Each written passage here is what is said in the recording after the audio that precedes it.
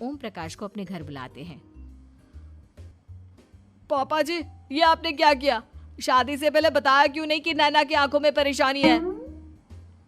अरे आप ही ने तो लड़की देखने से मना कर दिया था। और लेकिन आप बता तो सकते थे। आपको तो हमारी बेटी की प्रॉपर्टी चाहिए थी, वो भी पूरी की पूरी। अब क्या हुआ अगर उसे आधा दिखाई देता है? प्रॉपर्टी तो आपको पूरी मिल गई ना। अरे ये क्या बात हुई? मेरी शादी प्रॉपर्टी से नहीं, आपकी बेटी से हुई है। अब ये तो पहले सोचना चाहिए था। तब तो मेरी प्रॉपर्टी देखकर तुम्हारी जुबान लपलपा रही थी। लेकिन मैं कानी लड़की को अपनी बीवी बनाकर नहीं रख सकता। पापा कुछ करिए ना आप। हाँ करता हूँ। देखिए ओम प्रकाश जी, आप हमारे साथ ऐसा नहीं कर सकते। और तुम देखो, अगर तुमने मेरी बेटी से शादी तोड़ी ना, तो जो भी प्रॉपर्टी मैंने तुम्हें दी है वो तो पूरी की पूरी वापस ले ही लूंगा, और आधी प्रॉपर्टी तुम्हारी भी लूंगा। अरे मेरी आधी प्रॉपर्टी भला क्यों लेंगे आप? इसलिए क्योंकि मेरी बेटी को आधा नजर आता है और उसकी नजर अभी तक तुम्हारी आधी जायदाद पर ही पड़ी है। अब तुम उसे घर से निकालोगे तो कुछ तो लेकर जाएगी ना। और अगर हम आपकी बेटी को अपने घर की बहू बनाकर रखे तो? तो तुम्हारी पूरी प्रॉपर्टी तुम्हारी ही रहेगी, और जो मैंने तुम्हें दिया है ना, उसमें से बस मैं आधा लेकर जाऊंगा। अरे लेकिन अब आप अपनी दी हुई प्रॉपर्टी में से आधी वापस क्यों लेकर जाएंगे? अगर मैं आपकी बेटी को अपनी पत्नी बनाकर रखने को तैयार हूं तो?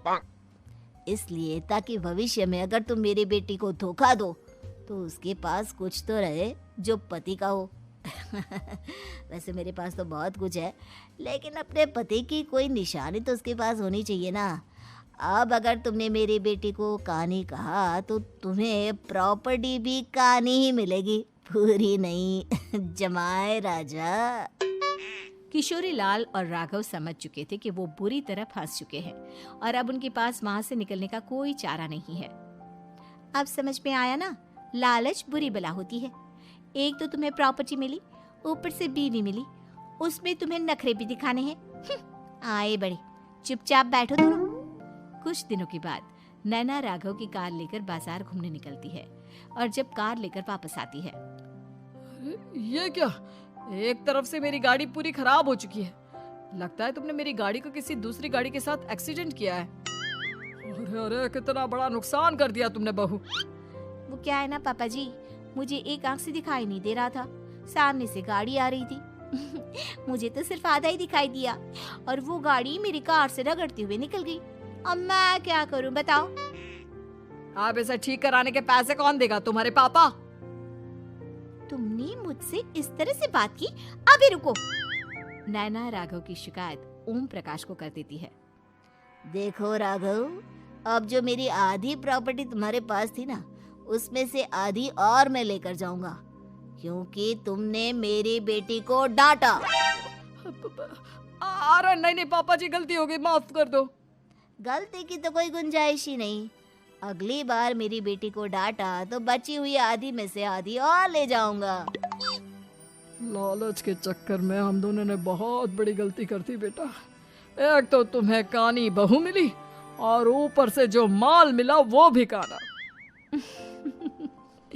इस तरह राघव की हर एक गलती पर ओम प्रकाश उसकी प्रॉपर्टी का आधा आधा हिस्सा लेकर अपना सारा माल वापस ले गया और राघव को कानी बीवी से काम चलाना पड़ा। भाई लालच वाकई में बुरी बला है।